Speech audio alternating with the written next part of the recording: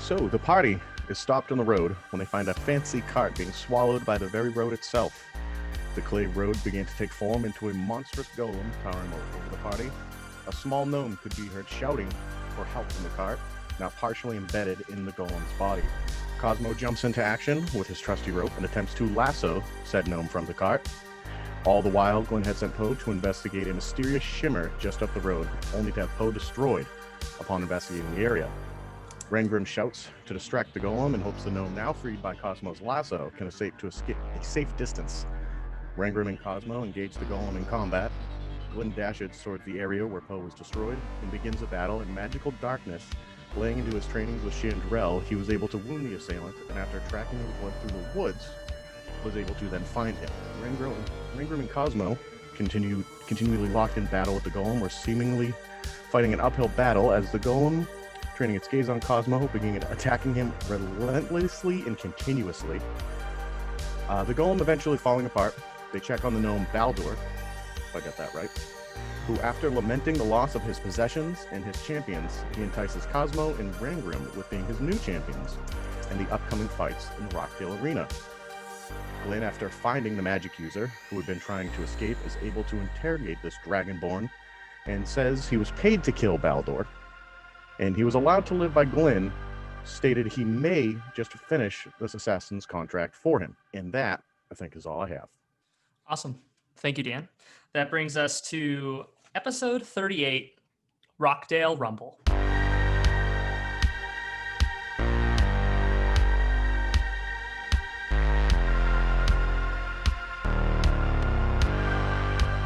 We pick up with our almost heroes riding up to the gates of Rockdale, accompanied by their new benefactor or possibly burden, Baldur the Bountiful. The sun is setting behind the Spina Peaks to the west, illuminating the city and the massive marble arena that sits at its center. As you all are riding up to the outer gates of this kind of large city, large town, small city, you can see that this town has this protective wall around it, but also has kind of a forest in its interior. It's a whole town. And there's almost like a tiered system to its buildings. They kind of go from the outer walls, they're kind of smaller, and they kind of raise up around the center, kind of culminating with this large arena that seems to sit at its center. So yeah, as you all are riding up, kind of accompanied by Baldur, who is continuously regaling you with his stories of his valor and heroism, whether or not they be true. What do you all want to do?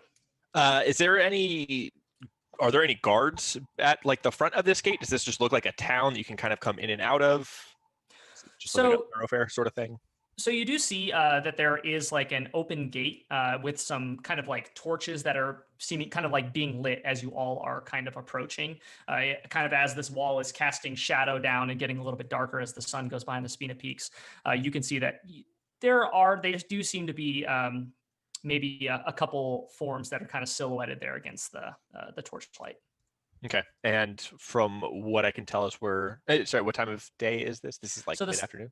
The sun is going down behind the Spina Peaks. I will say it probably gets a little bit darker around here, at least casting darkness over the actual town itself earlier because it's so close to the base of the Spina Peaks. Okay. Can I tell if they're late afternoon probably? Can I tell what faction they're with? Do they look to be Boulder Fist guards? Do they look to be from the Gold Break? Do they look to be some other Western government that I don't know about?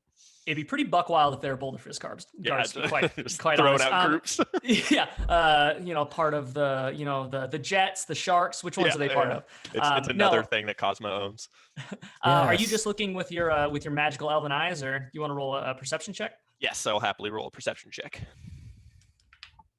An 11 plus 6, I think, so 17 total. Okay. Yeah. So with that 17, you can see that they don't seem to have the telltale garb of the actual Imperial army, but they seem to have more of almost more muted tones. You can see kind of a brown and a kind of a gray blue that seems to be adorning their kind of attire. And are they okay? So they all are kind of wearing more or less uniforms.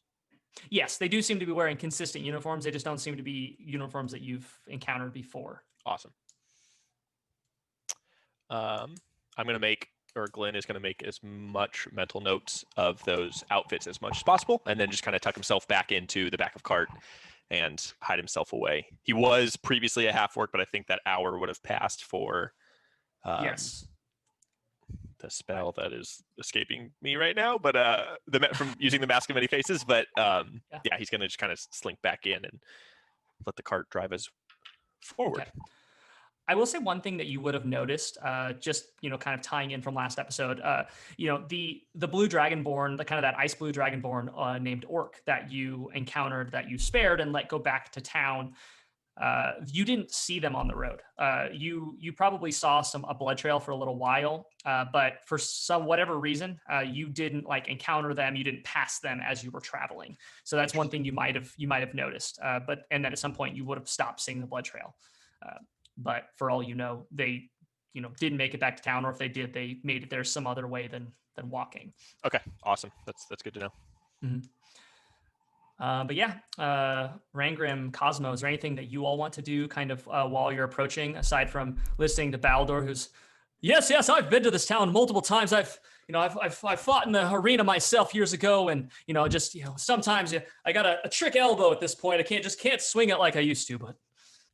Well, Rangrim's still just driving the cart, and he's holding one of his rolled cigarettes in his mouth that is gone out 15 minutes ago, and one of his eyes is just kind of twitching going insane as he just continues to drive the cart forward. Yeah, I want to paint a picture here that this gnome, this very portly gnome, who is, if we're going to describe him as Dr. Eggman-esque in stature, it's very wearing these extremely lavish garb, is just kind of standing between basically the two, I believe Cosmo and Rangrim, who are sitting on the front of the cart, and just kind of absolutely spouting this pretty close to your ears. So it would get pretty tiring. So after you let yourself go there, Boulder, do you have any contacts left in the arena? Of course.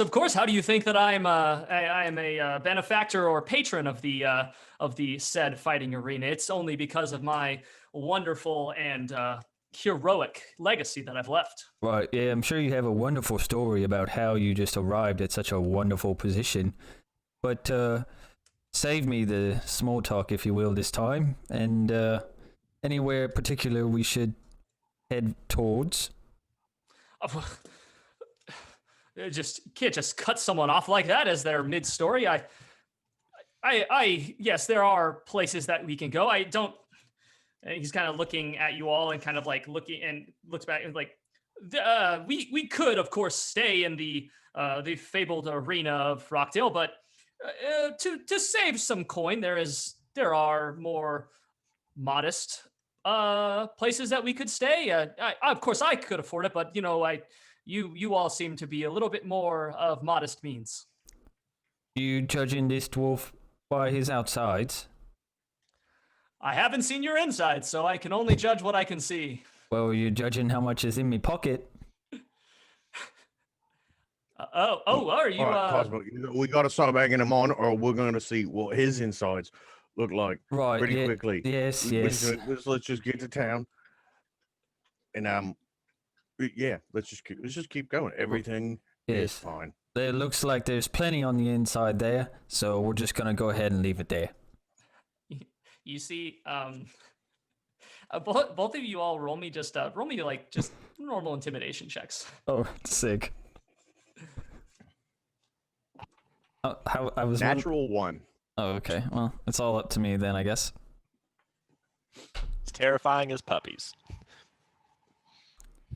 How does a 15 do ya?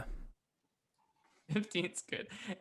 While he doesn't seem to kind of take Rangrim seriously, the kind of the affirmation of Cosmo following up with a similar threat, I think, makes the kind of you see the color drain from his face, much like a thermometer getting cold really quickly, and kind of you just, after a little bit of blustering of they kind of just become quiet and don't really say much more as you all kind of continue to approach the outer gates of Rockdale. So is there any, as you all are getting a little bit closer and you are starting to see that these guards, they seem to be, they're basically wearing these kind of like capes that are this brown and like dark kind of grayish blue, and their actual armor is this combination of kind of like a bronze and a leather, and kind of you can see that there's kind of like a, there doesn't seem to be any kind of like particular sigil, but there's definitely just like it's very like mundane kind of attire that they're wearing, and just normally like swords on their hips, just kind of normal guard aesthetic. But as you all are getting there, is there anything you want to do before you're kind of like within their eyesight, or you just kind of roll on up? Say there, Rock. Is it? Rain? When Rainbow like looks around, who is he? Oh, that's me. It was the name that we thought of there. Isn't that right, Bill? Dale. Dale. I'm not gonna screw that up. That's fine. It's a fake name. As long You as know, I got trouble with. Wait, it's a fake name. Yeah, no, it's not a fake name. I already told you my real name, Boulder. Remember? That's right. I do remember. It's been a long trip. It's been a long day. Right, indeed it has. Could do with the rest. Well, we'll get you there soon enough. But anyways, Rain Green. Glenn, were you planning on doing any kind of chicanery before rolling up? No, I think current situation, Glenn's going to try to say out of sight, out of mind, in the back. Okay. So it's a pretty closed up cart, so I'm just going to hang out back there until we stop. Sounds good. So yeah, you all kind of get closer to the gate, and the guard, one of the guards, kind of steps in front of the car. And he's like, "Hey, hey, how's it going? Welcome to Rockdale. What brings you to town?" And he sees Baldur kind of stands up between the kind of, you feel his like protruding belly kind of stand up, kind of pushing your two shoulders out of the way on the cart as they stand up to their full height, and goes, "We are of course here for the tournament that will be taking place in a couple days. You can let us pass, of course." He's like, the guard kind of looks up at him and goes, "Who are you?" He's the famous fighter guy, Boulder. Can't you tell by his lovely stature? You feel Baldur. You guys know him here. We've heard all about how they know him here. He's a real hero.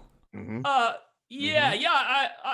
of course, I'm wearing something a little bit different than maybe before. They don't recognize me without my armor on, of course, and my weapon. So, you can let us on through, of course. And the guard just kind of like looks at the other guard, and they kind of just, the other one just kind of rolls his eyes, and he's like, "Well, if you guys are here for the fighting tournament, that's fine. Just make sure you check in and do all the things you need to," and just he just kind of waves you on through, and you are able to continue kind of unhindered.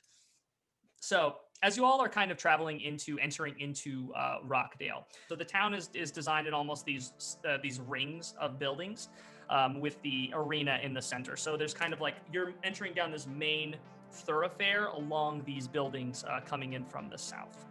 And as you all are kind of entering into the town, it seems like everything's kind of shutting down at this point. It's getting like, torches are being lit. You can see that like less people are kind of out on the streets.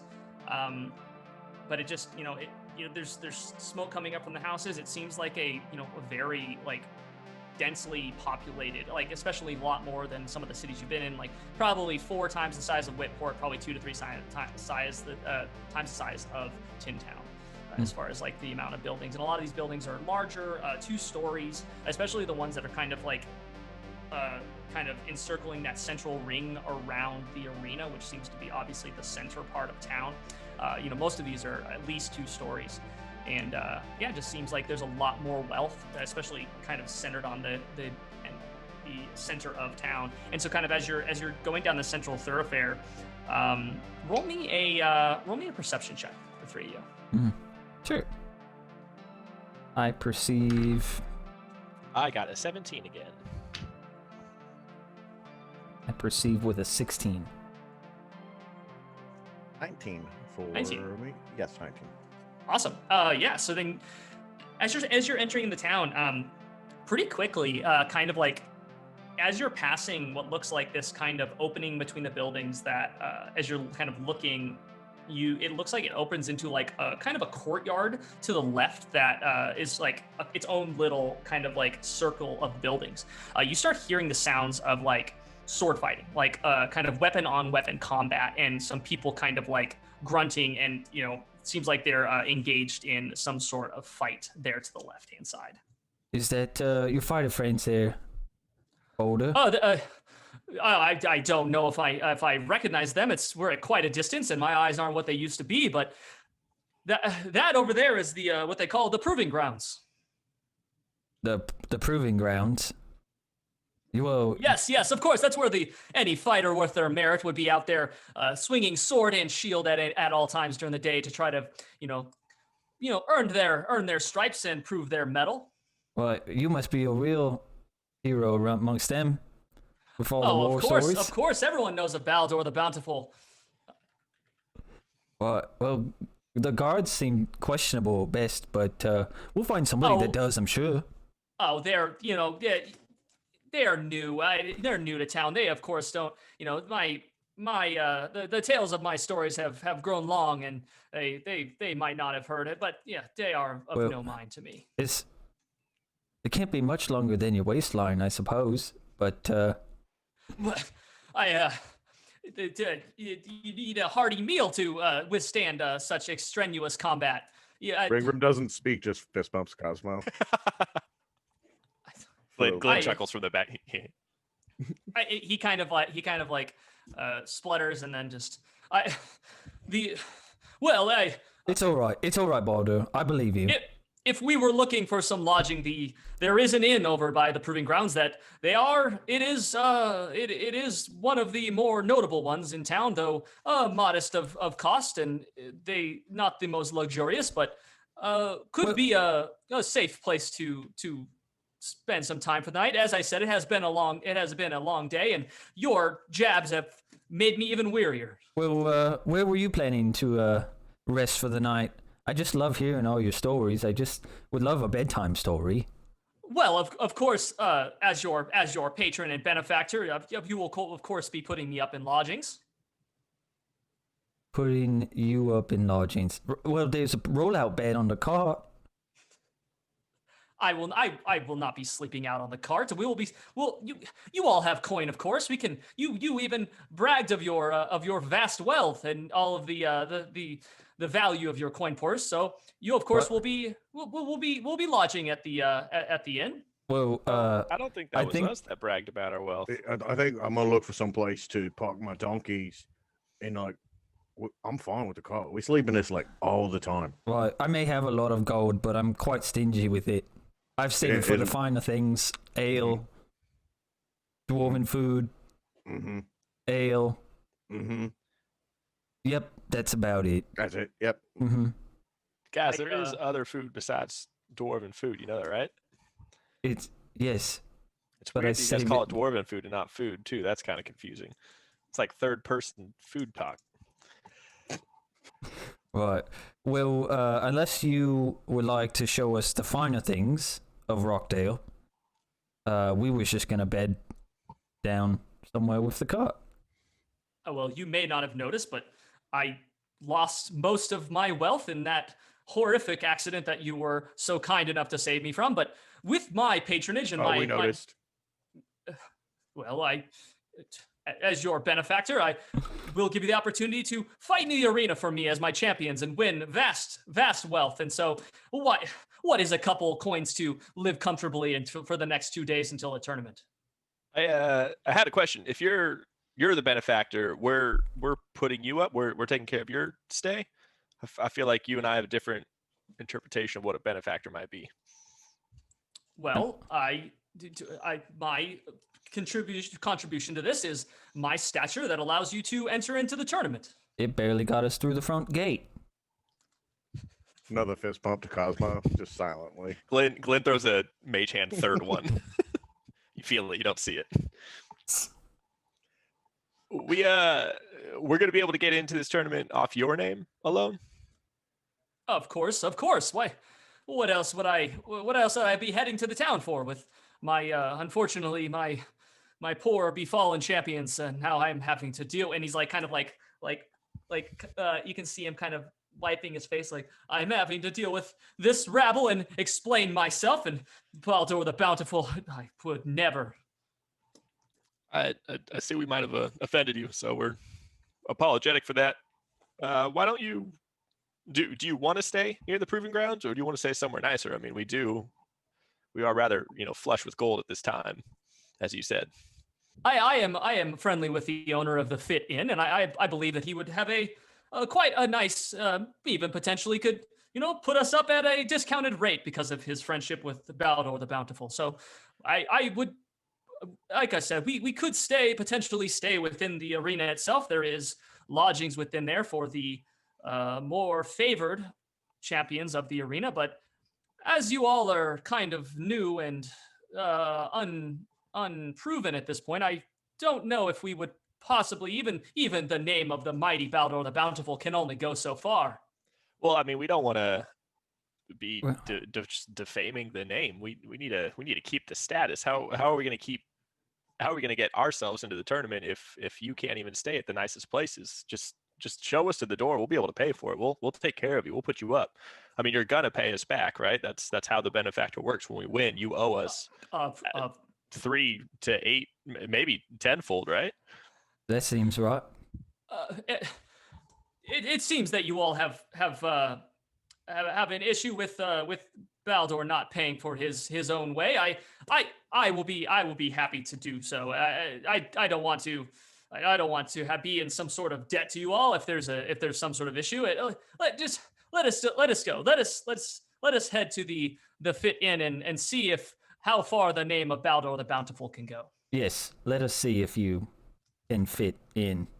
Is there a place we can leave our donkeys behind? They're very, very high quality donkeys. We do not just want to leave them on the street. Right. Oh, of course. The benefactor of the Fit Inn is also actually the person who runs the Fighter's Pit Tavern. So there's plenty of that whole area is kind of their area of expertise. They would be happy, I'm sure, to house these well, you called them donkey, these small horses that you have here.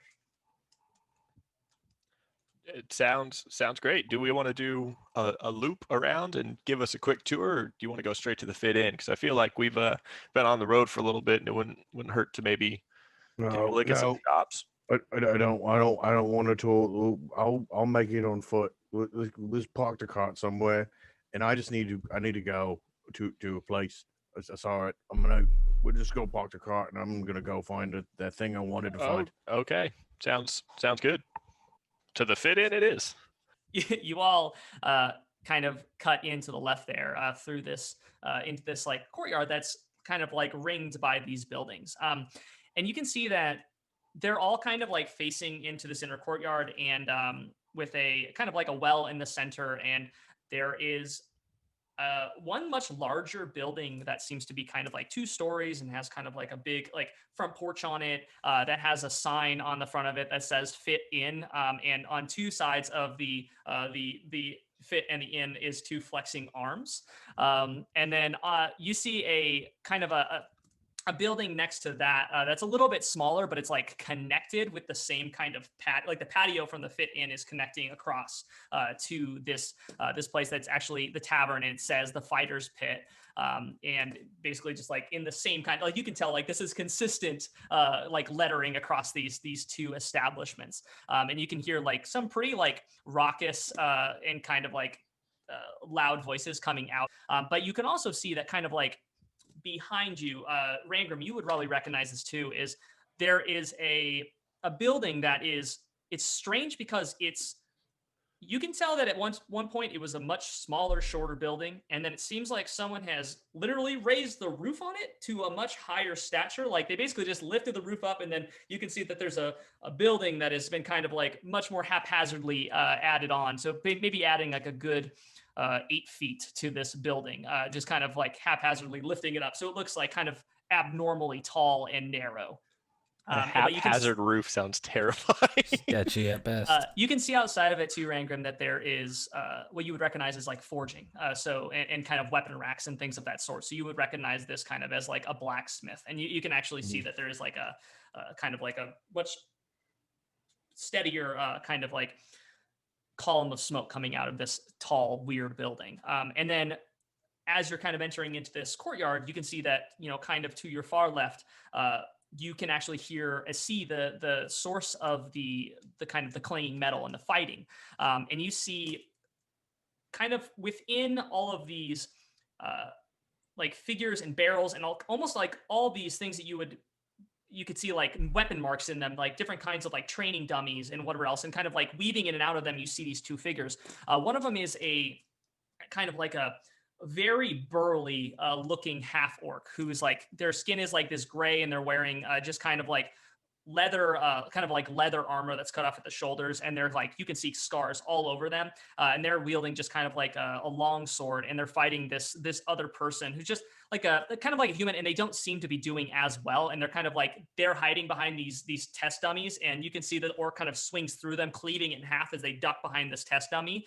And as you're kind of coming up and rolling up in the cart, the half orc turns around and goes, "Hey, looks like we got some new visitors. What brings you here?" And he kind of sees Baldur kind of stands up again, proud, and goes, "Oh my God, Baldur the Bountiful.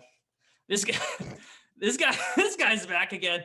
Hey, who have you brought some new champions in, huh? That's okay. Well, so who do we have here?" Can I insight check onto how, excuse my language, fucked we are that we're with Baldur the Bountiful? Can I try to gain an assessment of how screwed we are? Like, do we just immediately have like a black X like over our faces in the little box? Roll an insight check. I don't even know if I'm good at it, but I'm like actually kind of concerned for our characters at this point. 15 total. Okay, so from 15, you can tell that for one thing, this person absolutely recognizes Baldur. That's genuine. And then also, you don't feel super good about the way that he kind of the way that this half orc kind of alluded to the fact that you all are kind of his new champions, alluding to the fact that potentially there's been a few of them, and just kind of maybe things didn't end up as well for all of them, and that those dead champions in the on the way here may not have been the first ones to to meet that fate. Great. So just to so you all have the name. The half orc kind of walks up to the cart and kind of leans on it and puts a hand out to I assume Rangram. Goes, "Hey, my name's Reynolds." Who is named for Brandon Reynolds. Amazing. Up, down, and around on Twitter. So Reynolds kind of comes up to your cart and puts his hand out to Rangram, a very scarred and calloused hand, probably similar to what Rangram's is. Yeah, my name's Reynolds. Reynolds, right? Yes, I did just say that. So, like, when you say new champions, so is this like a common occurrence with Cosmo leans in and is like he's like, "Well, my friend Rock likes to skip the small talk. This is Rock. My name's Dale." Yep, that's what I said. His face just kind of turns and looking at you both, and he's gonna roll an insight check on that. Or I guess insight check. Which you rolled really good. So he basically looks at you and goes, "Rockdale, huh? That's convenient." I guess I never considered it, but I suppose so. It would have probably been a lot less obvious if you had said it Dale Rock, maybe. Maybe. Just, yeah, I'm not going to tell anyone whatever you want to go by. Yeah, you can go by, Poops McGee for all I care. Doesn't matter. I don't get whatever you want to enter into the contest as. It doesn't matter. But As he kind of- says that, Glenn's going to emerge as a human. He's using the mask of many faces, another charge, and he's going to stand up, kind of out the back, go, "Did someone say my name? Hey, Poops McGee," and just sticks his hand out and goes to shake Reynolds' hand. But He shakes your hand and is just like absolutely belly laughing at this point. Oh my, Baldor, where do you find these guys? You know what? I'm gonna be sad to see these ones go. I really am. They seem great. Are you all staying the night? Do you need someplace to put these? Wow, no one really travels with donkeys. This is different. I have a place I can put them. We can hitch them up and give them food and whatnot. We can put it as part of the cost for staying. You want food, you want drink, you want a place to stay. We got it all here. It's kind of a package deal. Is this your establishment?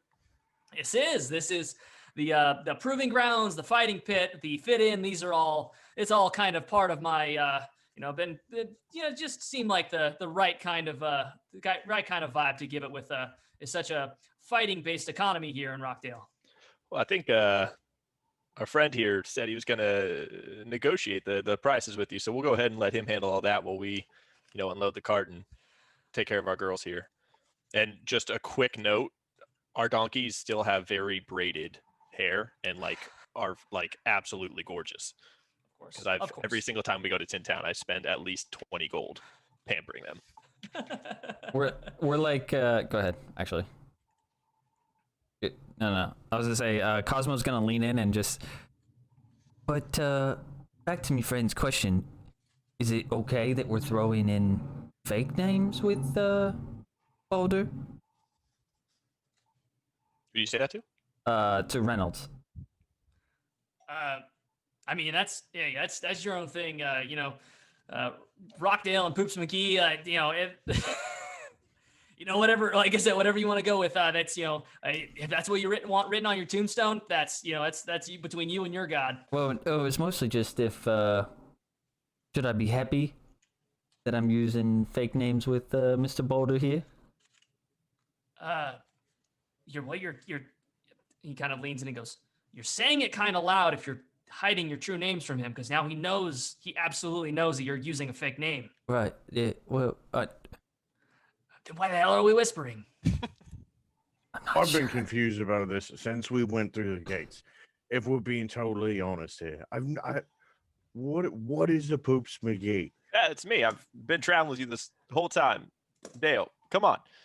And I'm going to hop out of the cart and start unmounting the donkeys and leading them to wherever Reynolds wants me to take them. Okay. Reynolds leads you around the side of the around the side of the fit in. You can see that there is actually kind of like an open area that's kind of like barn-esque, kind of like think of like a carport-esque barn that has hay on the ground and has some places for to kind of like corral the donkeys and give them food and whatnot. He goes, it's golden night to keep them here. For both of them, it's fine. You were talking about a discount for being with old Baldor there, who seems to be I will say that he does consistently bring in new clientele. So I guess I can he doesn't always tell them that there's a discount. Seems that, but they always seem to kind of pay for him. So I mean you all can stay. Drinks are, I can't discount the drinks, but I can discount the stay. So you can keep them here for a golden night, and then you all can have a room each. Each room will be a golden night on top of that. I'm just gonna sleep in the car with my donkeys. Is that fine? I mean, it's fine with me, but the guards might have something to say about it. They don't like people sleeping out in the town unless you kind of hide yourself. Well, we got like a whole thing. It's really nice. Trust me. Mm-hmm. Put a lot of work into it. Yeah, just you can just pull it around the back, I guess, around the side of the fighter's pit, and maybe there's some tree cover over there, and maybe they won't notice. But if you're setting up like a whole campsite in town, they might have something to say about that. They don't really like that kind of thing. Well, if I'm being honest, and he kind of leans in, he's like to Reynolds, he's like, "I hate this guy." I just need you not be anywhere near him for any longer, or else I'm gonna. I'm not even gonna say what I'm gonna do. I know what Sloops McGee wants to do to him. I just don't want to be in the same building with him sleeping. Hey, that's totally your thing. That's fine. I can also put you on like the opposite side of the rooms if you want to do that too. Opposite side of the, you won't hear him. Well, I mean, you might still hear him. He's pretty fucking loud, but at least you'll be farther away from him. But hey, dude, whatever you want to do, camp out here. That's fine. Like I said, you might just get some visits from the guards if you become too well known or too, your presence become known to them. All right, well,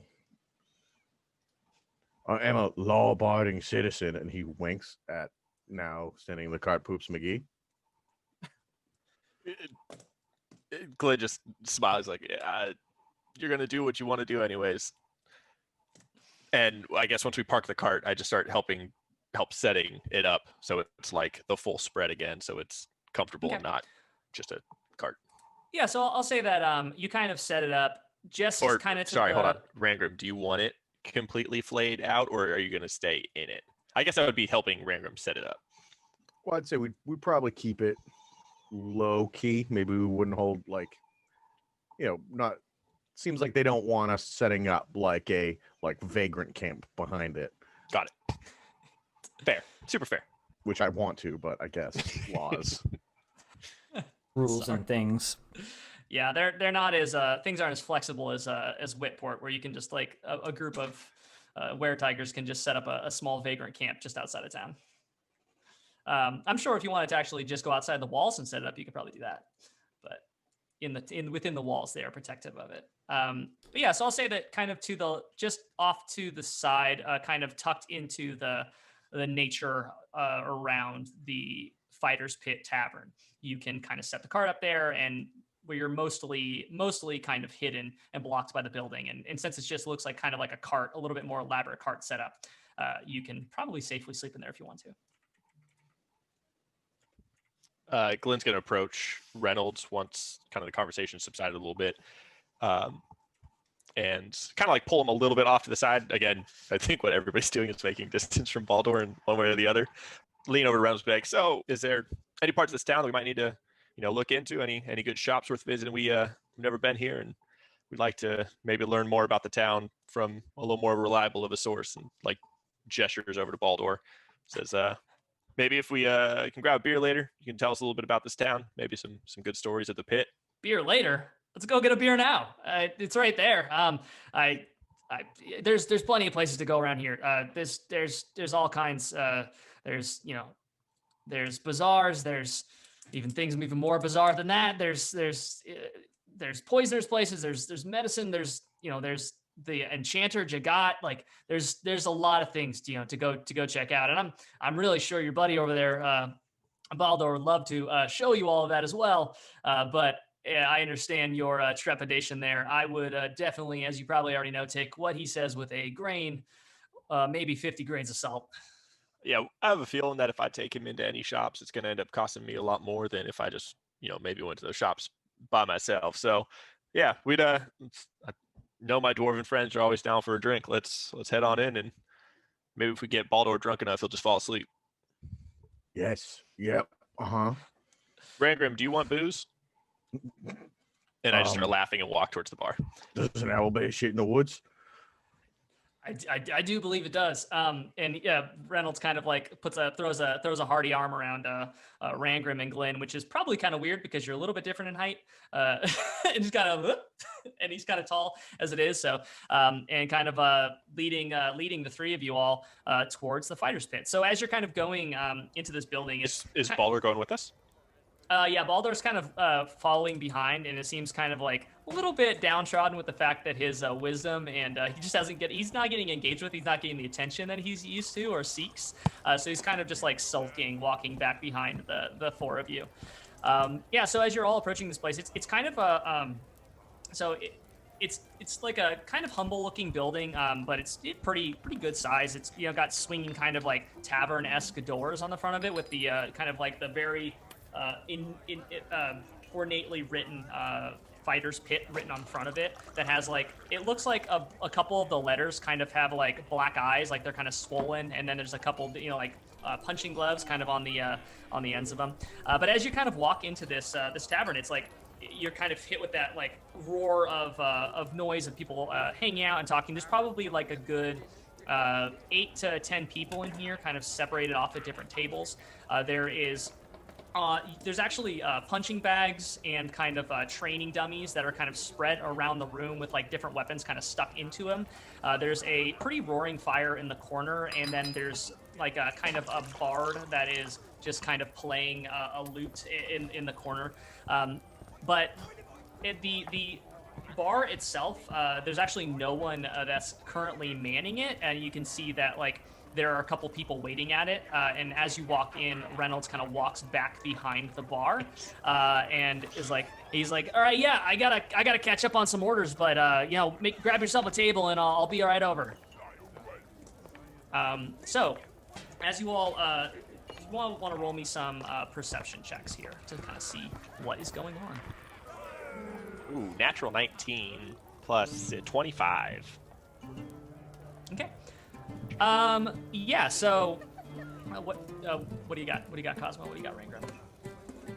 I 18 actually. I was gonna say it's the same as my passive, but it's one higher. Nice. No. Okay.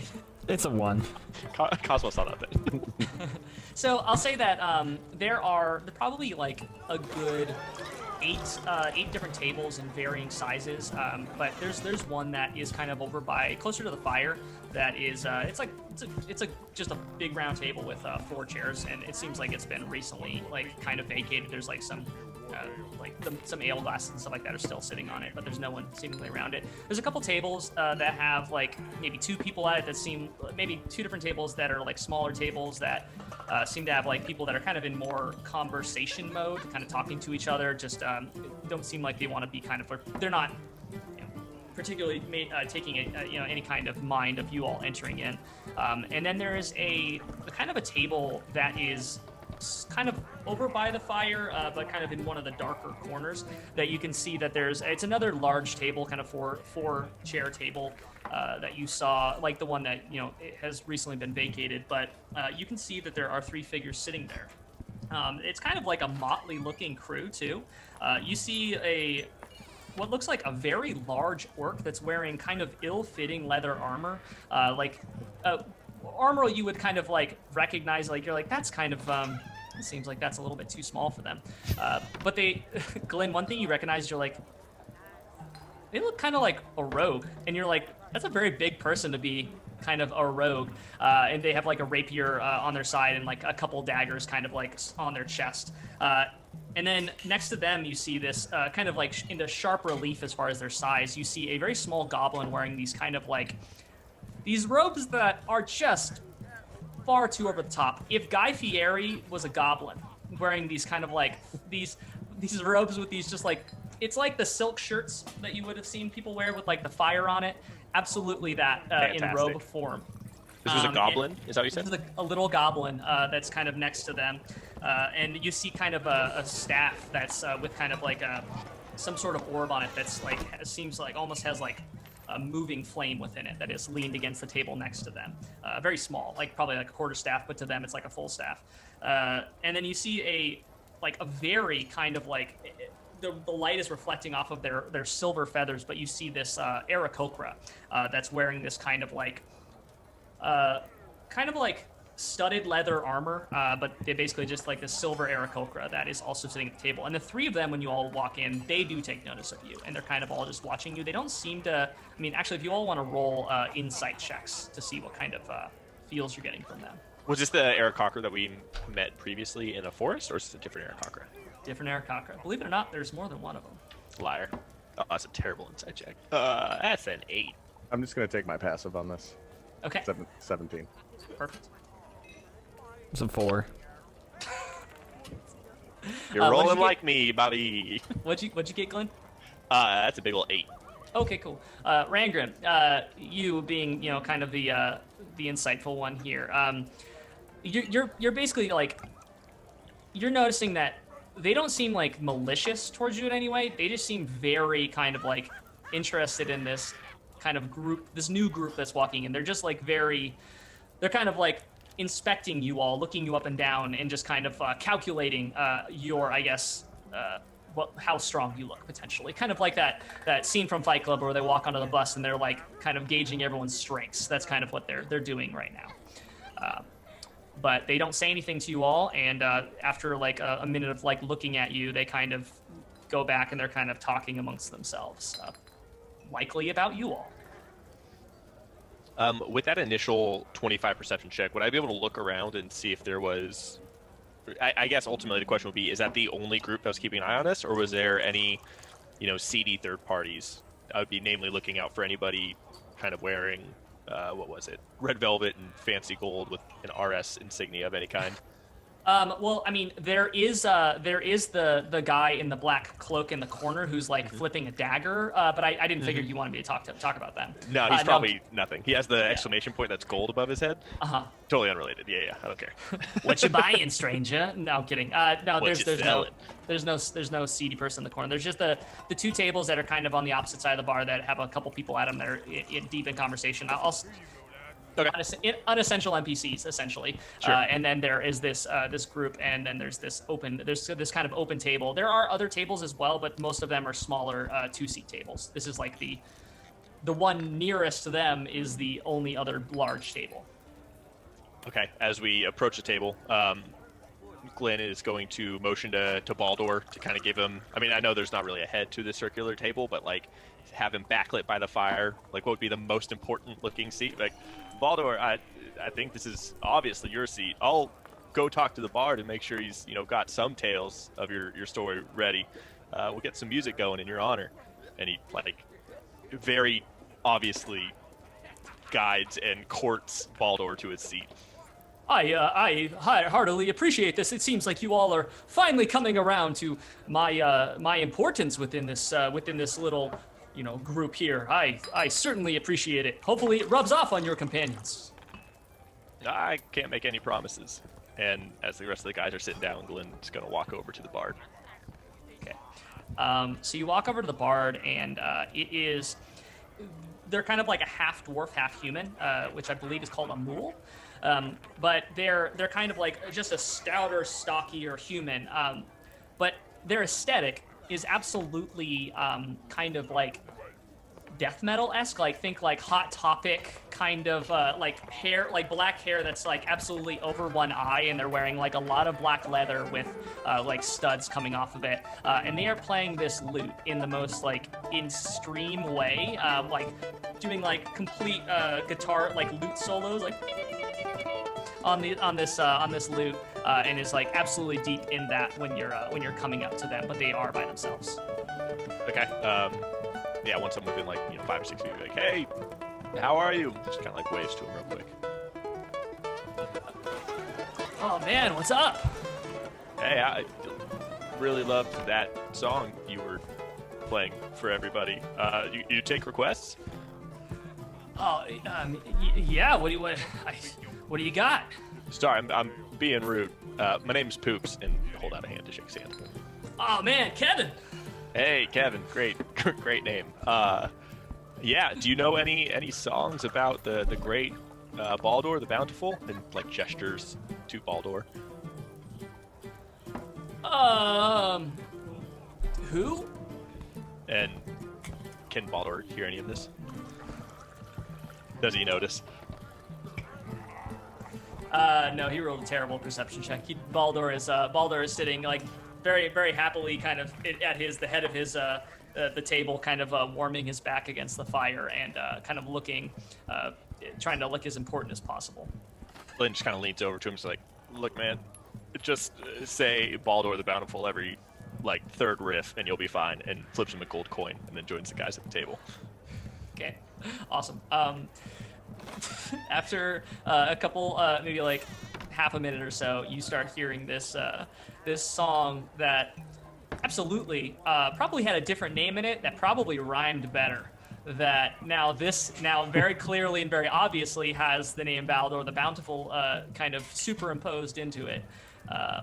Nice. But Baldor's ears perk up and is kind of like, you see him, his shiny bald head kind of go up to its full maybe 3-foot height, and just is kind of like perks up and is listening to the song and is absolutely entranced by it. Askelin's sitting down. He's like, Baldur, you were right, man. They had countless songs they were ready to play. Just, we'll be here a while. You guys, This is one of my favorites. This is a classic right here. Mm-hmm. What's it called? Of course, it's called the Bounty of Baldur. Of course. Okay. That's what he called it, Dale. That's what he said. He said those words. All right, I got first round. As you all are getting back to the table and talking and going over all this, Reynolds kind of comes up behind you, putting his arms on, kind of slapping the backs of Cosmo and Rangram. He's just like, "All right, Dan Rock, what do we having here? Dan Rock Poop, I guess. I guess that's the name of the group here, the Poop Group, I guess." Yep. With this guy, we absolutely the poop group. You can just bring like a keg over and just leave it. The name's actually Poops. If you could, it's a family name. I just don't want it. All right. So we got a keg. We got that's gonna be pretty expensive. You got 5 gold on you for that? Yeah. Okay. He's like, all right, I'll you're gonna pay up front just because I don't know you. But what are we getting? What about for you? Was it Dale? What are you getting? Right. Well, do you have anything dwarven? I think I got like a dwarven ale of some sort back there. It's probably kind of dusty, but I could bring it out. I don't have a keg full of it. I just got a couple, got a couple glasses I could bring out. Right, I'll take 2. All right. And Yep. any hard alcohol? Anything a little stronger? Oh, I can mix something up for you. You looking for something a little bit experimental? I got some different specialties. He really likes the experimental ones with the little umbrellas.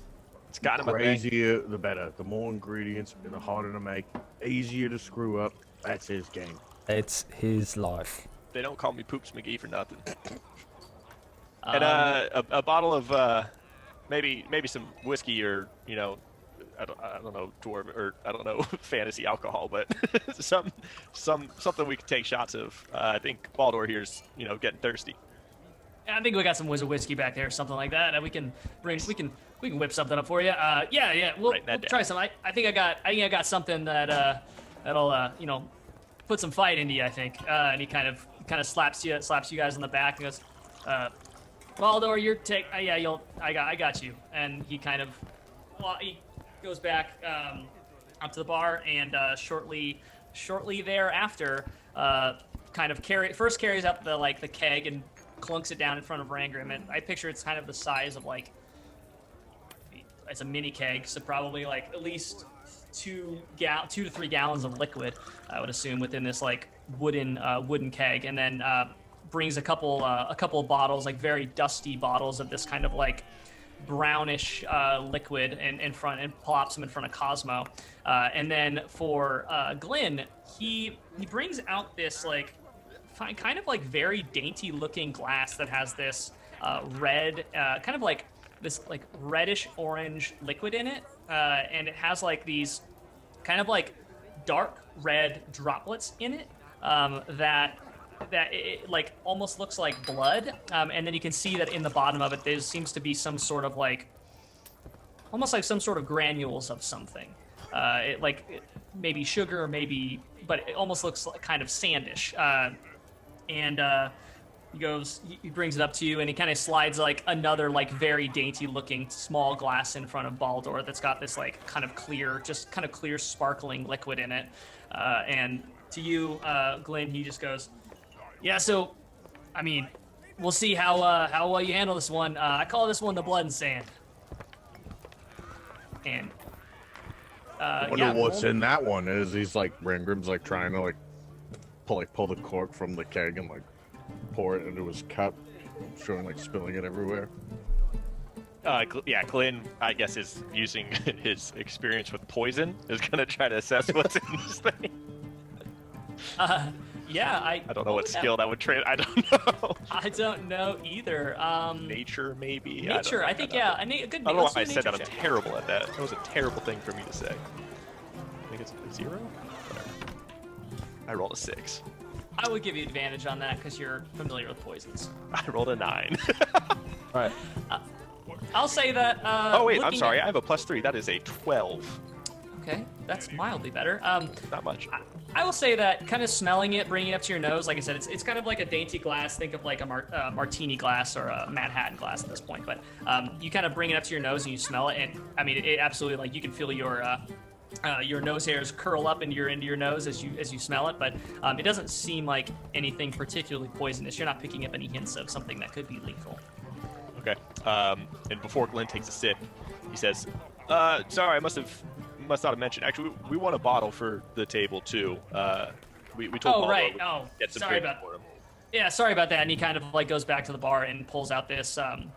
The only thing I can picture is that it would be like hypnotic, Okay, where cool. it's kind of like it's like the color. It's like this silverish liquid instead of being like the brown of like a whiskey, but it has like this almost like swirling of like a glimmer almost in it, as if it like hypnotic.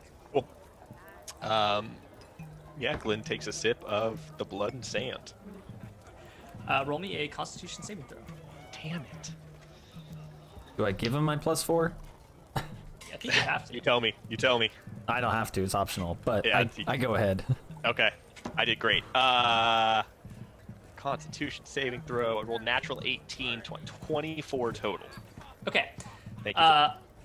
I'll say that you take the sip off of it, and you're kind of like, you can see that like red, like dark, like crimson, whatever is like that's kind of splashed onto the top of it. You're kind of like afraid of that, but it kind of, you take a drink of it, and you notice that it's actually like likely probably like a dark cherry, some sort of like Not actually cherry blood? syrup. It's on top. And as you kind of get a drink of a couple of the granules on the bottom, you realize that they're likely sugar.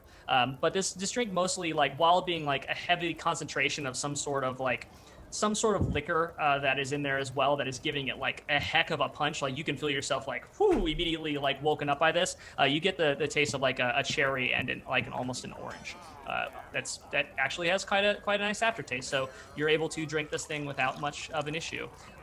Does Baldur drink his fizzy water? You do see Baldur take a drink of his champagne-esque liquid, and it's just kind of like closes his eyes and does like a very pronounced like as he drinks his drink, and then Reynolds kind of goes, "All right, pay up. Who's got the money?" So that's 5 gold for that. It's probably we'll just do a gold straight across for those two bottles. It'll be 2 gold for the wizard whiskey, and then we got your drink. That's a gold. That's fine. And then who's paying the 3 gold for Baldur's? Baldur. That's 12 gold total, right? Did we get that? Yeah. You said that so fast. I said I'd get first round, so that one's on me. And I'm going to pull out exactly 12 gold. And I'm going to do it as quietly as possible so it doesn't sound like there's a bunch of gold jingling in my pocket. You don't just pour it out on the table. I and don't just go, kinda start picking. shh, here you go. I don't pull a Baldur, is what I'd assume. Okay. Awesome. Yeah, so he collects it and kind of goes back behind the bar, and it kind of like is dealing with the new the people that have kind of queued up there to get their drinks as well. So, Rangram, you mentioned there was somewhere you need to get to. Is there something in town you want to go take a look at? Is that something we need to wait for tomorrow? Rig Room would be like half in the bag at this point. He got tired of like trying to pour the keg into it. He's trying to like drink out of the keg. No, I was just trying to. I don't want to listen to this guy talk anymore. So, and I was gonna leave you guys here, and now I feel bad about it. And he's like hand on his shoulder, like talking to Glenn, like way too close to his face. And that wasn't a very nice thing for me to do to you, to get away from this guy. But we can go do stuff if you want to. Just drinking from the little mini keg he has. Well, I think we're gonna know where you'll be staying for the rest of the night pretty soon. How about you, Dale? Anywhere you want to go tonight? Or maybe we learn a little bit more about the town from our kind benefactor and host for the evening? I would be happy, of course, to regale you with all the wonders of Rockdale. Oh, seems as if Dale has a little bit of a indigestion there from his. Just a tad. Okay, actually, I will give you this. Those drinks, they are absolutely like if you have a beer that has been aged far too long. They are flat and they kind of seem a little bit past their prime.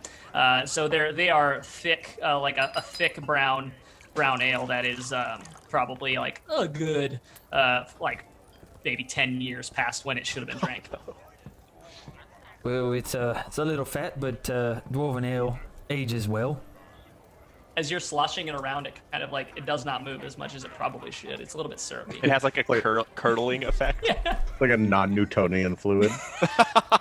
yeah, it's gack. It goes the other way. Yeah, it's like it's an Australian beer. Yeah. Is there anything you want to do tonight? Or are we just going to tie one on, make sure our kind benefactor has a good night, and then take on the day for tomorrow? That sounds Oh, lovely. yeah. Yep. You're going to have a great night. Well, there's one thing we always end our nights with, Baldur, and that's finishing a bottle. And he slams the bottle in the middle and pulls like everyone's cups towards the middle and pours a shot in each. Like, bottoms up, Baldur. Hands it to him. Yeah, this is I don't generally imbibe this much before the. Okay, I don't want to upset anything. And he kind of like takes it and kind of smells it, and it's just after you. Glenn takes a shot. Yeah. So does Cosmo. And Ring Grim, for sure. Roll a Constitution. Let's roll some. Okay, so I'm gonna say Constitution saving throw for Glenn. Constitution saving throw with advantage for the two dwarves. Great. I got Baldur handled it like a champ. I'm never worried about con saves, but I'm so glad you gave me advantage on that one because that was a 1 for one of them. Ooh. Strong. So that's a strong 15 for my other. I do not. got a 23. Still feeling good. Okay, so yeah, Rangrim and Cosmo handled theirs like champs, throwing them back. I'll say that it tastes like it's very strange. It almost changes its flavor kind of as you're drinking it. Like it strangely morphs between like a multitude of liquors as you're drinking it. So like the beginning of it tastes like let's just use our real world things as an example, but like starts as like a whiskey front end, and then it kind of morphs into like a tequila in the center, and then kind of like has like a weird rum like ending to it. And as you're drinking it, it kind of changes just kind of like morphs through these different flavors in a very schnozberries taste like schnozberries kind of way.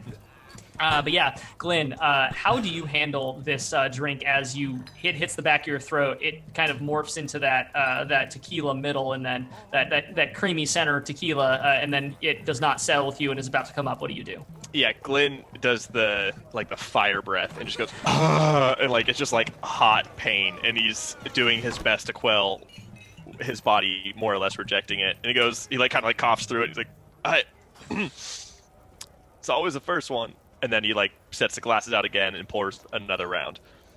Baldur handles his like a champion. Actually, he rolled a 17 plus 3, so he did really well. Nice. So he handles his as well as the dwarves, and kind of looking at Glenn, kind of like he's feeling empowered, and goes, "Oh, are you having troubles there, son?" Oh, it's just kind of get anxious in such great company. Let's just take another one. Pours another round and hands it to him. Okay. Let's go. So, same things. As Baldur's shooting his, Glenn's gonna slide a hand, do the over-the-shoulder thing out of eye shot for Baldur. Okay. Right. Roll me a sleight of hand. 22. Let's say, who does that land on? Rangrim, Cosmo, what'd you get? Was this one with advantage or not? Yeah, you still have advantage at this point. Okay. All right. It's another 23. Okay. I will say that Rangram, this one hits you a little bit weird. I'll say that it kind of flips around this time, and the front end is a little bit stranger. Maybe hits you with that vodka front end this time, and it just like is not something you're used to, and it you have a little bit trouble getting it down, but I think you're able to muscle through it. Glenn, what did you roll for your sleight of hand? This is the most hellish 22. sounding liquor. Yeah, I know. A liquor that changes actually. Oh god, it sounds so hellish. It's the suicide drinks of of liquors. It's a four horsemen. What did you get, Glenn, for your sleight of hand? 22. Okay, perfect. Yeah, you're able to kind of throw that thing over your shoulder. It doesn't seem to do anything at this point. You basically just throw it back and kind of splashes across the ground. You kind of just throw it over your shoulder. It doesn't hit anything. And Baldor is able to drink his drink without much problem. Yeah, Is he starting to seem a little drunk?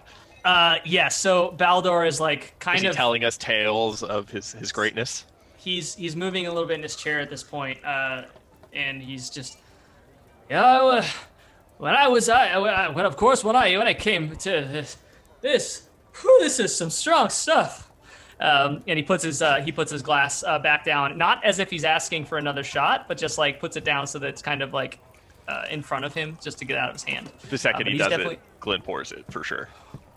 He's like, Baldur, you're an animal. I knew you were great, and I'm going to try to persuade him to drink more. Cosmo comes in and he just says, "Yes, keep going," and he's also persuading. Rangram, shoulder on Cosmo and Glenn. I can't do this, but I'm gonna cast guidance on one of them. I want to cast guidance on both of them.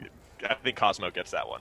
I'm just there, just like muttering something like, I agree with Glenn. He's smart and Cosmo's handsome. But this time I only pour one shot for Baldur because I'm still holding mine in my hand, and like it looks like I'm just finishing it. So I'm trying to persuade him just to like go right into it. Okay. So roll. So Rangram, I'm gonna actually. What's everyone's passive perceptions? I know Rangram's. I don't know the rest of y'all. 16 for me. 11. Okay. Rangram and Glenn, you notice that kind of. Actually, Glenn, is your back to the? Your back would be to the door, probably. If the fire is opposite the door, yes. Okay.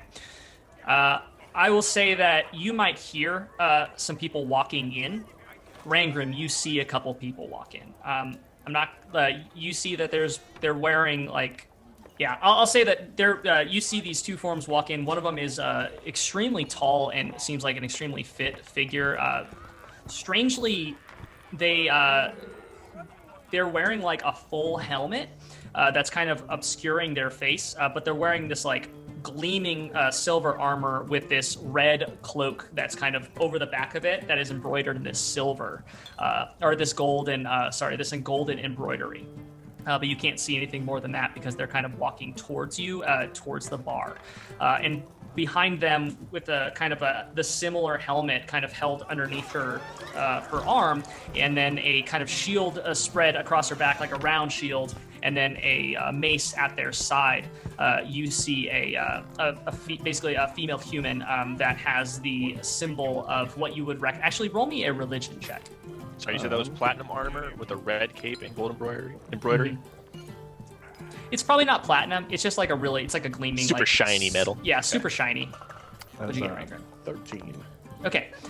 You would recognize this as a newer symbol of the newer pantheon that you're probably not as familiar with, but I'll give you that. You would recognize it as one of the seven, but you don't know them that well. One of the newer gods.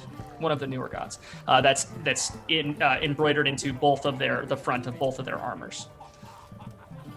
But they walk kind of past and walk to the bar, and you don't really give them too much mind. You just notice that they walk in. So yeah, as this is happening, Glenn is persuading Baldur to try to drink again, and Baldur goes, "Well, only if you'll be drinking with me, my friend." I'll be drinking with you. Pour me a good one. Fill everybody's cups again. Okay. Are you doing another sleight of hand? No, I'll drink this one. Okay. Ooh, Baldur rolled bad. I rolled great. A gentleman's 20. Con saving throw. All the things. I rolled double nat ones. I need to actually take a picture of this because it's like so awful. Snake eyes on D20s has got to be a special kind of hell. That's amazing.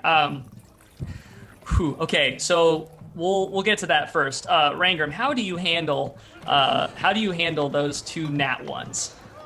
You ever do a shot and your mouth instantly starts watering after you swallow it, and you get that feeling of oh no, oh no, oh no, oh no, and you try and fight it, and like I'm trying to keep my cool, I probably start sweating, and then I just like vomit into my mouth, and then run to the other side of the room and vomit in the corner.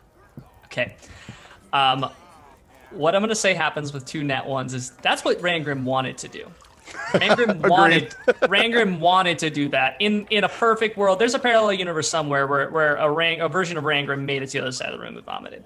That's the Rangrim that rolled 2 2s. Yeah, that was the Rangrim 2 2s. That lucky son of a bitch. What actually happens is you turn to run to the other side of the room, and kind of with your head ducked, not even paying attention, you turn and run directly into that tall figure wearing that gleaming armor. And as soon as you run into them, you just vomit directly onto their armored chest. And you're basically just directly into their middle and just let it go. And it sprays in every direction as you kind of explode with this vomit. And the whole place just... The big one or the female? The big one. And they kind of the whole place just goes silent as you have vomited on this figure. And they just kind of look down at you, and they just immediately push you away from them, and they go to basically you see them reaching for what is probably the biggest and craziest looking axe that you've ever seen, this 2-handed axe. It looks like it's made of serrated blades. These kind of spiked points that go all the way up this basically 2-handed war axe that is basically on one side with this serrated saw blade-esque blade on it. And he goes to grab it, and he's just you can see that he's just dripping this mess off the front of him. And then he thinks better of it, and he puts it back, and he takes his helmet off. And you're surprised to see that this is an elvish figure, probably the biggest and broadest, buffest looking elf that you've probably seen. And their skin is this light, almost this light gray, and has this luminous energy to it. Something you probably haven't seen before. And they have this silverish gray hair. And they just look at you and go, well, I guess that someone's gonna get their ass kicked. And he throws a punch at you, Rangrim, right into your face. I need you to roll a dex saving throw with disadvantage. Ooh, disadvantage. It's like you're drunk or something. I know. Yeah, Double nat 20s. Yeah, +4. So that's an 8 with the +4. So he hits you across the face, probably sending you kind of sprawling onto this table that had two onto this table behind you, kind of sprawling onto it. And so what does Rangrim do after getting punched in the face? Taking 3 damage. Take my 3 damage. He gets up. I feel a lot better. Cosmo is seeing I this. feel great. Cosmo is seeing this happen. Stands up on the table, and it's just now everybody, orcs and dwarves and elves alike, if we're gonna do a real ball fight, everybody has to be involved. And he's just gonna dwarf pile dive onto the table next to him. Onto the group that was sitting next to you? Okay, okay, roll me an athletics check. Sure. It's a nat 20. Oh my god, okay. Yep. You...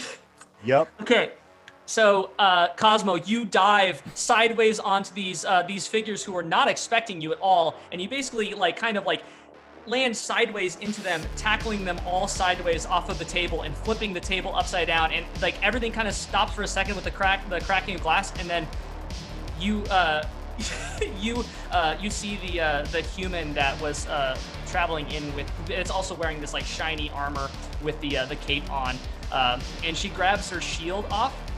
And she just one of the people that kind of Reynolds kind of stands up and is like, hey, listen guys, just kind of calm down. And she just smashes him with her shield across the face, and he kind of it goes backwards over the bar. And as that happens, this place just erupts into chicanery. Poor Reynolds. So I think that we can get into some loose combat here. But Glenn, what are you doing as this kind of breaks down like this? Quick question: as I rotate and kind of notice these, I mean, a jacked elf is pretty rare. Do I recognize him in any way? Would I have come across him in my travels? Because you kind of described him in sound like he'd be Spherian, or is that incorrect? Roll me a, I guess history check or nature check to try to. I probably a history check with advantage since you're also an elf. Oh, needed that one. I don't think I have anything in history. Oh, I do. Plus 3. 19 plus 3, so 22. Okay. You would recognize that they are likely wood elven, but this is as far as stature and size, this is out of the norm for sure. The silverish glow that's coming off of them, you have heard tell that in the southern parts of Sakal there is a race of kind of lunar heritage elves that live down there, that have this kind of potential lunar glow to them, and so that's the most historically you really don't know that much about it, but that's what you would guess just from your knowledge of Sakal. Okay. And what is Baldur doing? You look over and Baldur is absolutely disappeared. You can see just the top of their gleaming head hiding behind the table. Okay. Glenn's going to take his first action, I guess. Sorry. Gesundheit. All right. Good catch. Good save.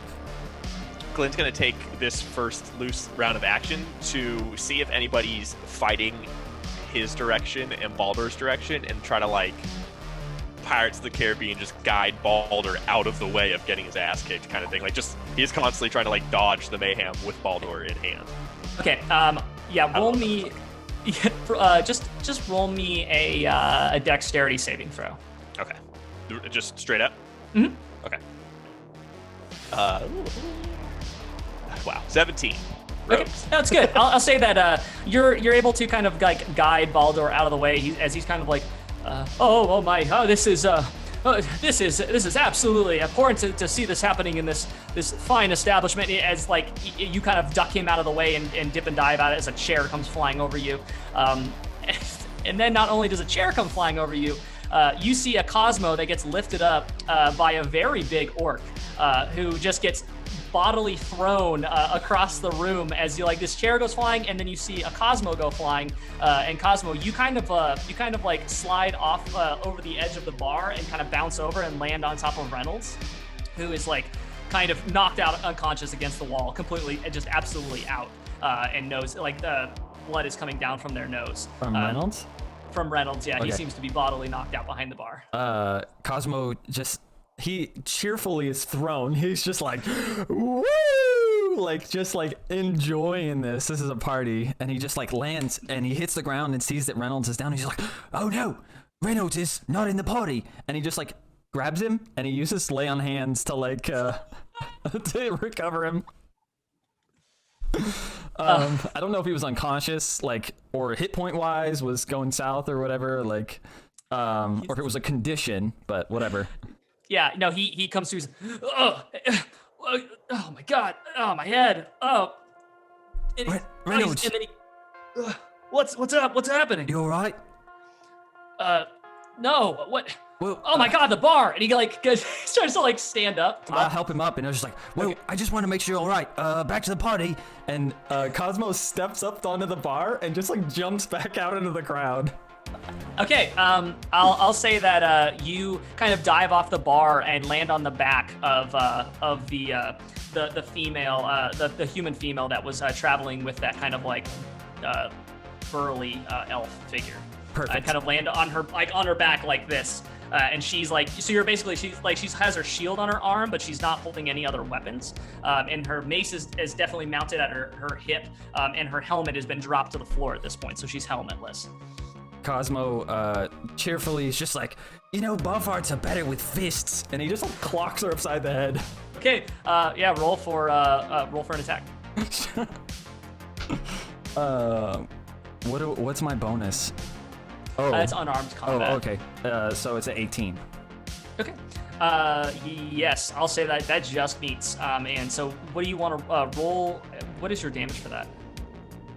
It should be on the sheet. 4. Okay. A D4 plus. No. whatever, It just says 4. It doesn't say D4. It just it's says flat damage. Flat 4 bludgeoning damage. Unarmed is just 4. 4. Okay. So you clock her upside the head, and she kind of goes sideways as this elven figure is kind of like now dodging bottles and chairs and pieces of wood as he's kind of boring down on Rangram. Rangram, what are you doing? Rangrim getting knocked backwards, reaches just over himself as he stands up and grabs the remainder of his keg and is throwing it directly at that person's knees. Yeah, roll me a ranged attack. 19.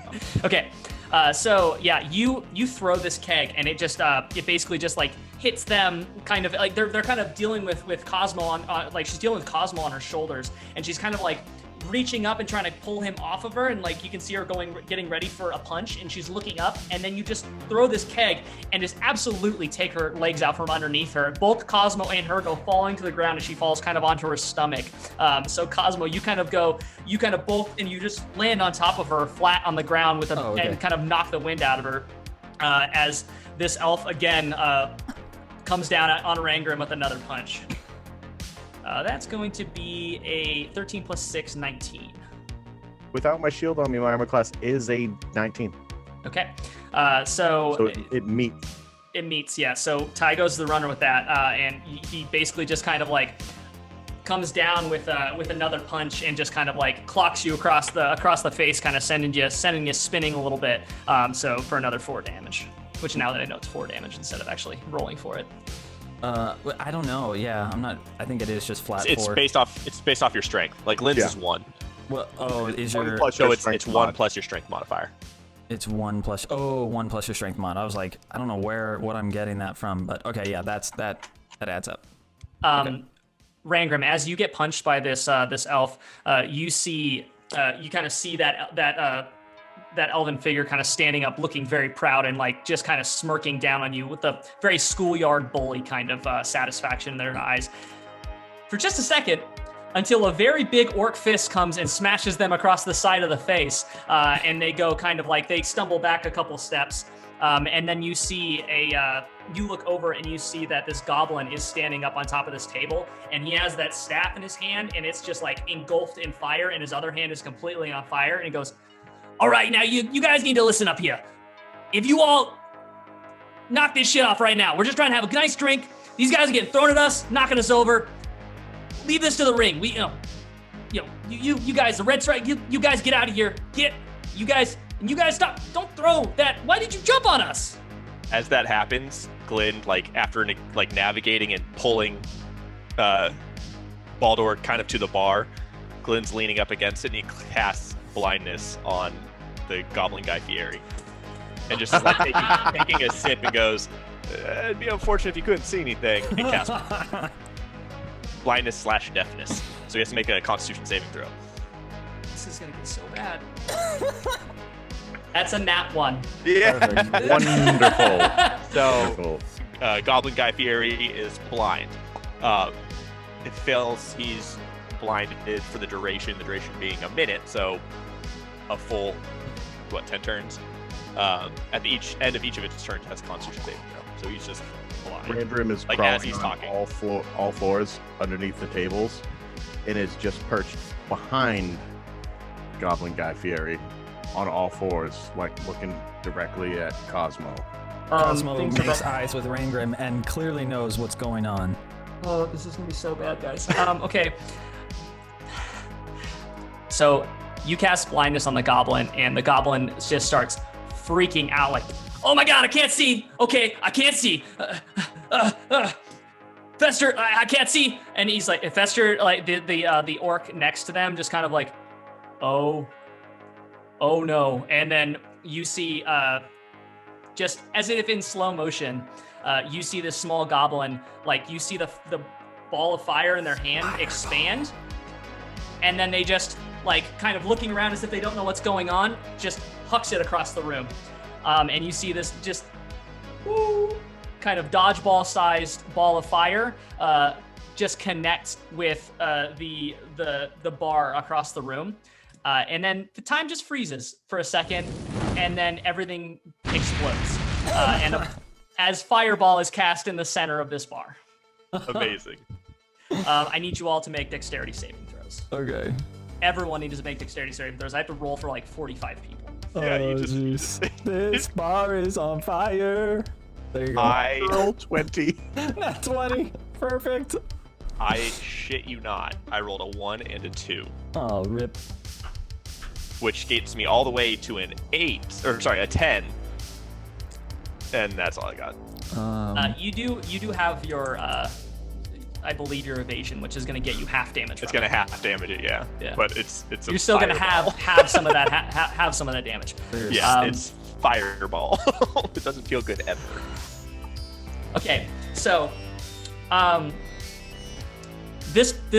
basically this place just explodes. Cosmo and Rangram, what did you roll again? I know I Rangram rolled got a a natural 17. 20. I rolled a rolled 17. Okay. You both save. Rangram super saves. Rangram, you're hiding behind the Guy Fieri goblin. That Rangram, you don't take any damage from this at all. So I'm gonna roll just a butt ton of damage real quick. Just a handful of It's a dice. hefty amount. What is it, 10d6? At 86. 86, I think, yeah. Okay. Well, I've actually rolled a bunch of ones. Oh boy, good. So that is anyone who didn't save takes a hefty 32 damage. So we'll split that in half for anyone who didn't who did make their save.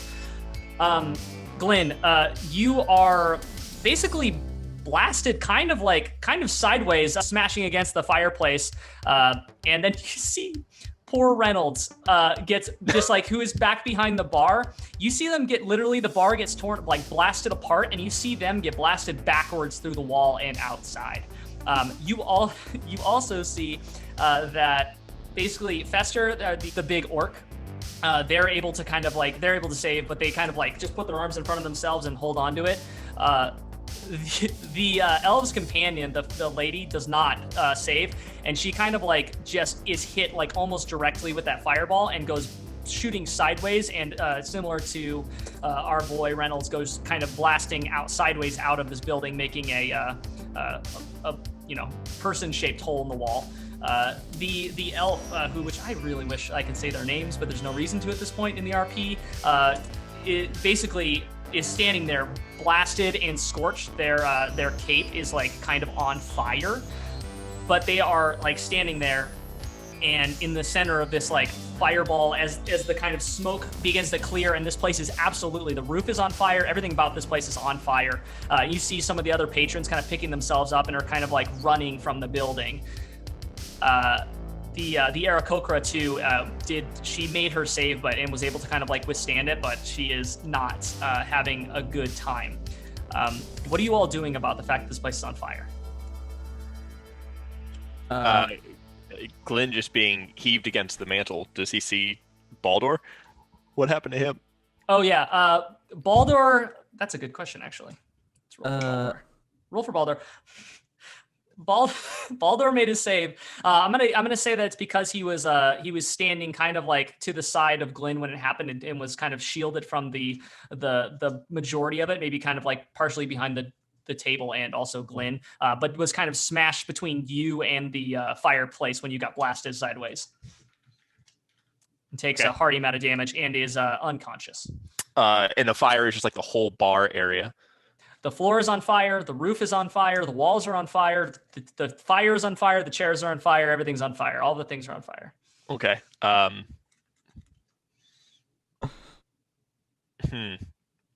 Glenn is going to kind of drag Baldur by the collar, run forward, and take his second water bead from the Dust of Dryness. He used 2. Rad.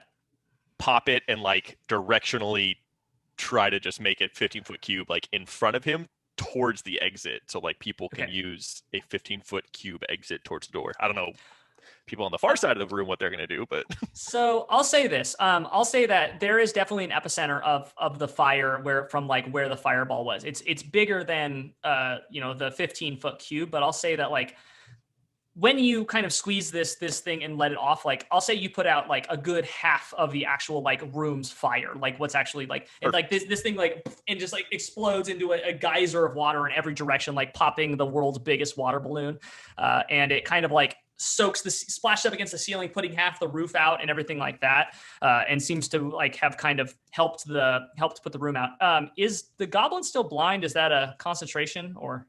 Oh yeah, you're right. You roll for that. It was a 1 minute thing, I thought. It is a 1 minute. I don't know how much. Well, I mean, it would have been blinded, then fireball, so it's right. 12 seconds. That saves. He's still very blind. Okay. Okay, so you make this opening for everyone to be able to leave, and you see that Fester the orc picks up the goblin, and also and kind of like leads the Aarakocra out towards the front door. Rangram, Cosmo, what are you doing? Is anything still on fire near Cosmo as he stands behind the goblin? No, I'll say that that side of the room has been quenched. It's more the bar side where the bar was and where like Reynolds got blasted out of the room. So the opposite side of the room. That got out of hand, huh? No hard feelings. And tap him on the shoulder and just run over to wherever Glenn's standing at this moment. Okay, so outside the front door. Mm-hmm. Okay, you all are kind of in this courtyard then at this point if you've left that building, and you're just basically standing there in the empty what's called the proving grounds and kind of watching as this half of this building is absolutely on fire, and so like I guess a minute goes by and the goblin's like, okay. Once the fight had ended, he definitely would have dropped the blindness. Once all the groups are outside, we were just waiting for the fire to go away. Okay, listen. I may have overreacted a little bit. I can fix this. And he starts. He kind of pulls out his like a different wand, and you can see it's kind of like has this kind of like frost emanating off of the tip of it. And he goes inside and is kind of like pointing it towards the front door. And you can see that there's like this frost energy that seems to emanate from the wand tip. And he's able to kind of like spray down the rest of this building, that the remainder of the building. I'll say that a good third of the building, especially on the bar side, is burnt away. But within like a couple minutes, he's able to put out the rest of this fire. And it's just kind of a smoking mess at this point. And there are a couple guards that seem to be kind of like coming up to kind of inspect what's going on.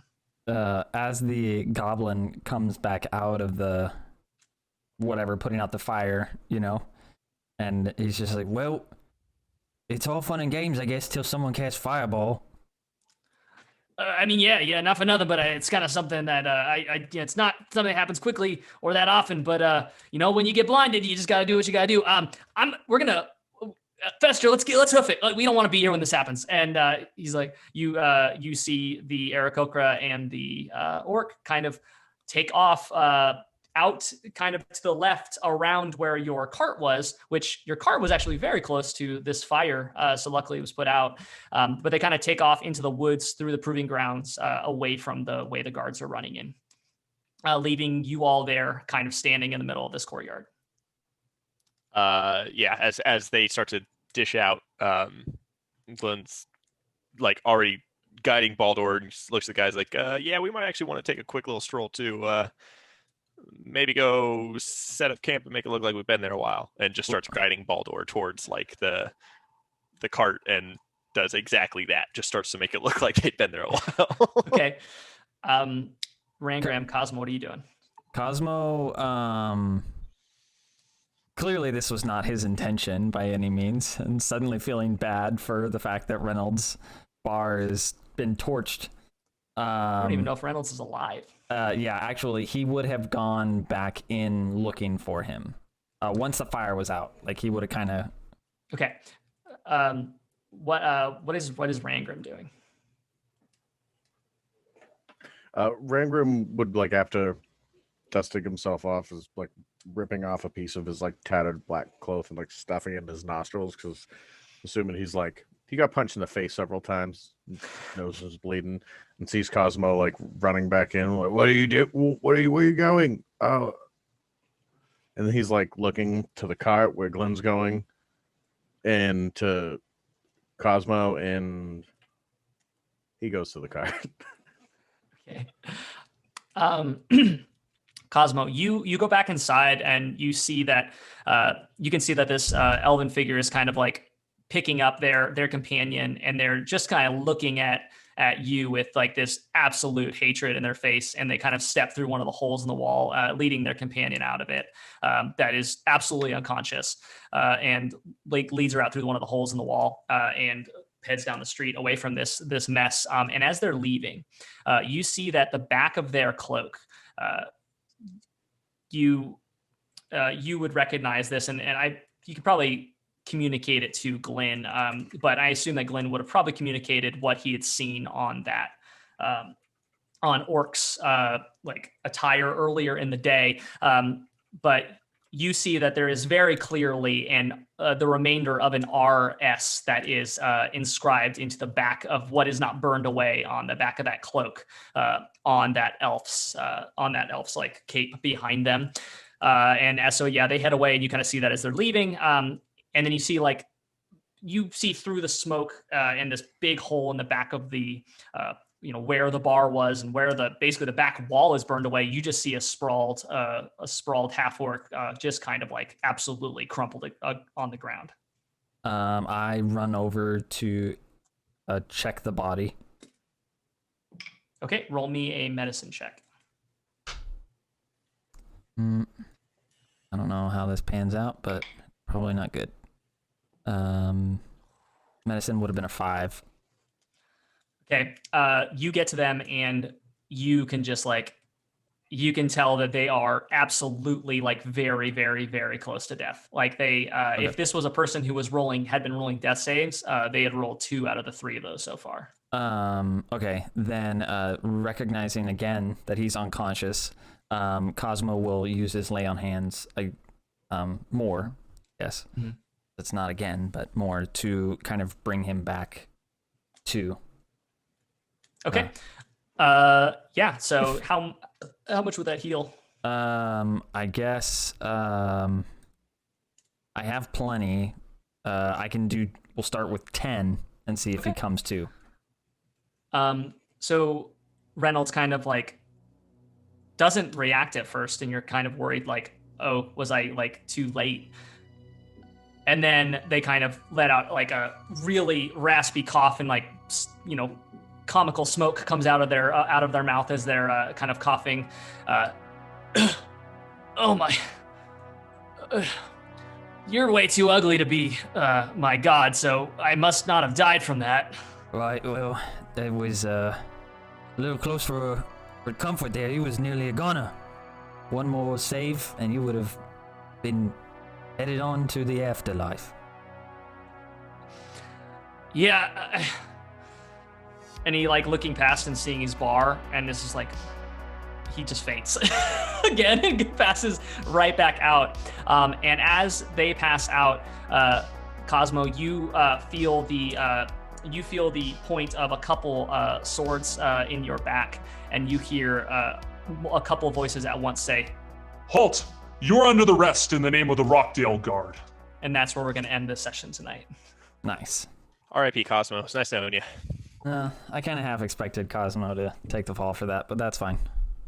Sort of maybe started a good portion of it, but it was well I did not. well warranted. I did not cast Fireball.